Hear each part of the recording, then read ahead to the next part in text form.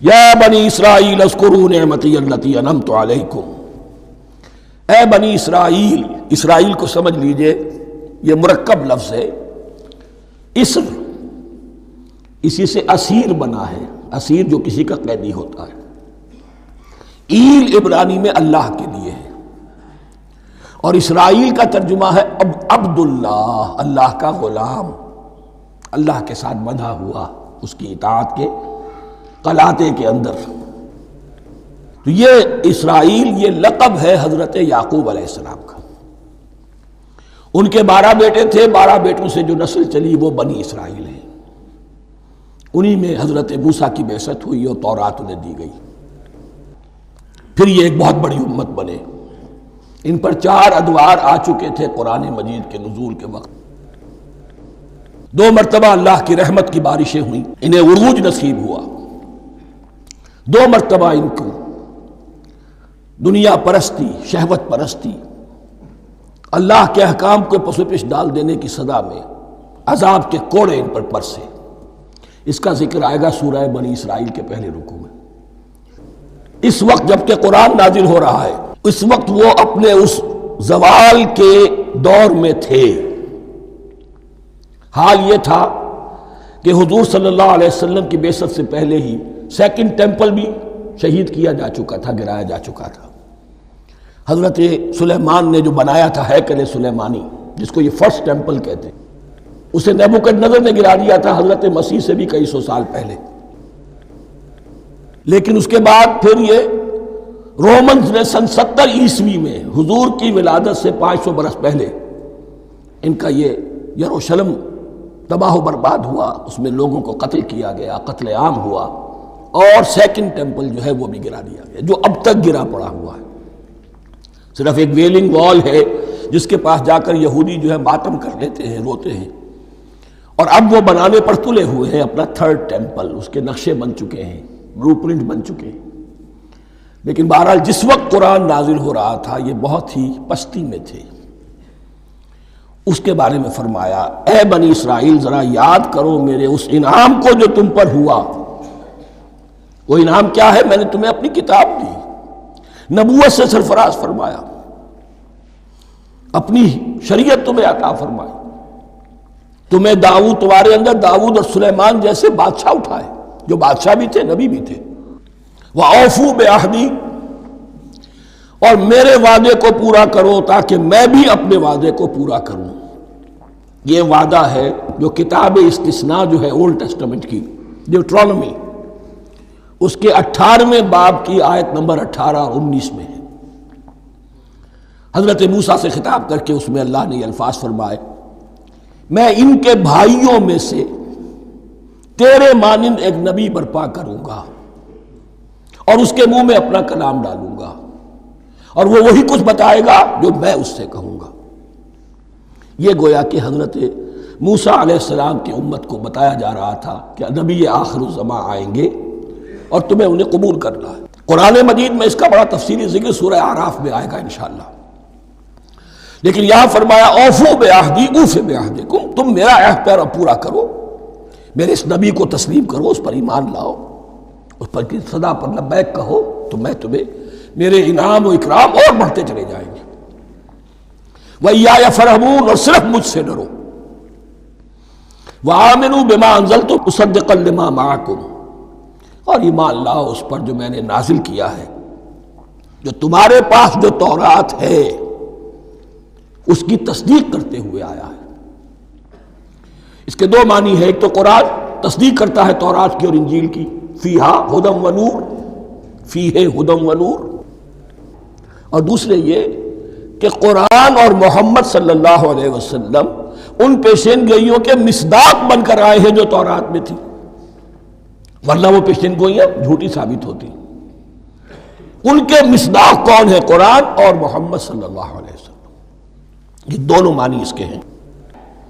وَآمِنُوا بِمَا أَنزَلْتُ مُصَدِّقًا لِمَا مَعَكُمْ وَلَا تَكُونُوا أَوَّلَ كَافِرٍ بِهِ، اور دیکھو تم ہی سب سے پہلے ان کا کفر کرنے والے نہ بن جاؤ۔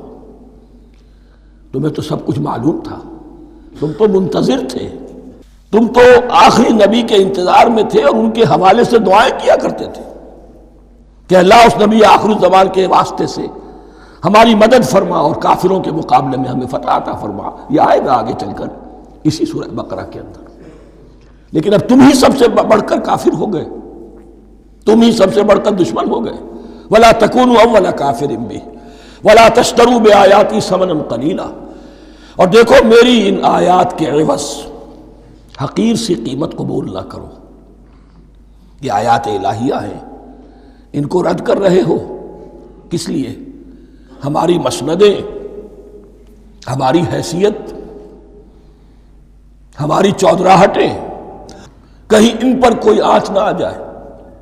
حقیر سی چیزیں ہیں، یہ صرف اس دنیا کا سامان ہے، اس کے سوا کچھ نہیں. وَلَا تَشْتَرُوا بِآيَاتِي ثَمَنًا قَلِيلًا وَإِيَّايَ فَاتَّقُونِ، اور صرف مجھ سے تقوی اختیار کرو، میرا تقوی اختیار کرو. وَلَا تَلْبِسُوا الْحَقَّ بِالْبَاطِلِ وَتَكْتُمُوا الْحَقَّ وَأَنْتُمْ تَعْلَمُونَ، اور نہ گڈمڈ کرو حق کے ساتھ باطل کو، اور مت چھپاؤ حق کو ذرا حالے کہ تم جانتے ہو. یہ بات اچھی طرح نوٹ کر لیجیے. جانتے بوجھتے کر، ایک ہے مغالطے میں کرنا، وہ ضلالت ہے، گمراہی ہے. ایک جان بوجھ کر کرنا، حق کو پہچان کر اسے رد کرنا، یہ پھر اللہ تعالیٰ کے غضب کو دعوت دینا ہے. ریت آف اللہ، اس کے غضب کو دعوت دینا ہے کہ حق کو پہچان کر اس کی نفی کی جائے. وَأَنْتُمْ تَعْلَمُونَ. علماء یہود، قرآن مجید میں آگے چل کر آئے گا، ایسے پہچانتے تھے محمد کو اور قرآن کو جیسے اپنے بیٹوں کو. یعرفونہ کما یعرفون ابناہم، ایسے پہچانتے جیسے اپنے بیٹوں. وَأَقِیمُوا الصَّلَاةَ وَآتُوا الزَّکَاةَ، دیکھو نماز قائم کرو، زکوٰۃ ادا کرو. وَارْكَعُوا مَعَ الرَّاكِعِينَ، اور جھکنے والوں کے ساتھ جھکو. یہ اول تو رکوع کو انہوں نے اپنے ہاں سے خارج کر دیا تھا، ثانیاً باجماعت نماز ان کے ہاں ختم ہو گئی تھی. وَارْكَعُوا مَعَ الرَّاكِعِينَ، جماعت باجماعت نماز کی طرف اشارہ ہے. أَتَأْمُرُونَ النَّاسَ بِالْبِرِّ وَتَنْسَوْنَ أَنفُسَكُمْ، کیا تم لوگوں کو نیکی کا حکم دیتے ہو، تقوی کی، پارسائی کی تعلیم دیتے ہو؟ میں کہہ رہا ہوں نا کہ اصل میں مخاطب کون ہے؟ علماء یہود. اس آیت سے ثابت ہو گیا عالم ہمارا بھی جب بھی کھڑا ہوگا اونچے سے اونچا آواز کہے گا، اعلیٰ سے اعلیٰ بات کہے گا. اکثر و بیشتر کا حال یہ ہے کہ ان کا اپنا کردار دیکھیے تو کوئی مناسبت ہی نہیں اس سے کہ جو وہ بات کہہ رہا ہے. جو لوگوں کو دعوت دے رہا ہے اس پر خود عمل نہیں. تو یہی در حقیقت علماء یہود کا کردار بن چکا تھا. أَتَأْمُرُونَ النَّاسَ بِالْبِرِّ وَتَنْسَوْنَ أَنفُسَكُمْ، کیا تم لوگوں کو نیکی کا حکم دیتے ہو اور خود اپنے آپ کو بھول جاتے ہو.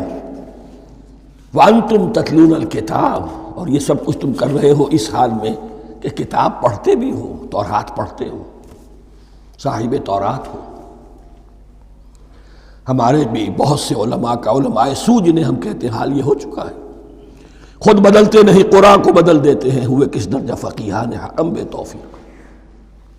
جو صورتحال ہے صرف قرآن کا متن بچا ہوا ہے، اس کے مفہوم میں، اس کی تفسیر میں، اس کے ترجمے میں تو تحریفیں موجود ہیں، بڑی بڑی تحریفیں موجود ہیں. متن بچا ہوا ہے، وہ اس لیے کہ اللہ تعالیٰ نے اس کی حفاظت کا ذمہ لیا ہے. وَاسْتَعِینُوا بِالصَّبْرِ وَالصَّلَاةِ، اور مدد حاصل کرو دو چیزوں سے، صبر اور نماز. یہ صبر کا لفظ یہاں پر بہت قیمتی ہے، بہت بامانی ہے. علماء سو کیوں وجود میں آتے ہیں؟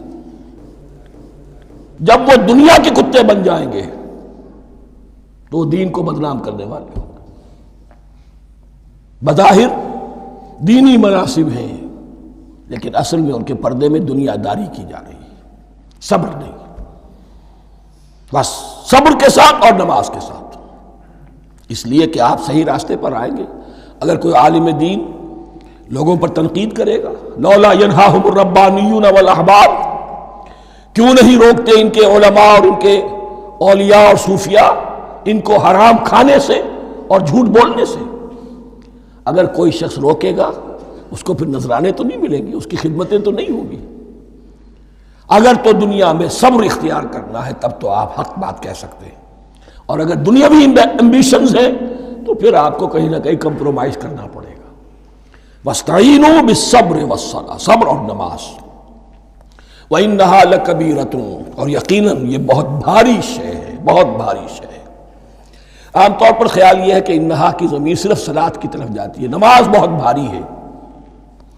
ایک رائے یہ ہے کہ نہیں، یہ پورے طرز عمل کی طرف جا رہی ہے۔ یہ طرز عمل کہ خود صبر کرو، اس دنیا میں صبر کرو، دنیا اور دنیا کے متعلقات میں کم سے کم پر قانے ہو جاؤ، اور حق کا بول بالا کرنے کے لیے میدان میں آ جاؤ۔ یہ طرز عمل، اور اس میں پھر نماز، الصلاۃ عماد الدین۔ وَإِنَّهَا لَكَبِيرَةٌ إِلَّا عَلَى الْخَاشِعِينَ، یہ یقیناً بہت بھاری چیز ہے، یہ روش، یہ رویہ بھی بہت بھاری اور نماز بھی بہت بھاری ہے، سوائے ان خشوع رکھنے والوں کے، ڈرنے والوں کے، جن کے دل جھک گئے ہیں اللہ کے سامنے۔ الَّذِينَ يَظُنُّونَ أَنَّهُم مُّلَاقُو رَبِّهِمْ، جنہیں یہ یقین ہے کہ انہیں اپنے رب سے ملاقات کرنی ہے، جیسا کہ میں نے شروع میں توجہ دلائی تھی، وَبِالْآخِرَةِ هُمْ يُوقِنُونَ، یہ ایمان بالآخرت ہے جو انسان کو سیدھا رکھتا ہے عمل کے میدان میں۔ الذین یظنون انہم ملاقو ربہم وانہم الیہ راجعون، اور جنہیں یہ یقین ہے کہ بالآخر اسی کی طرف ہمیں لوٹنا ہے۔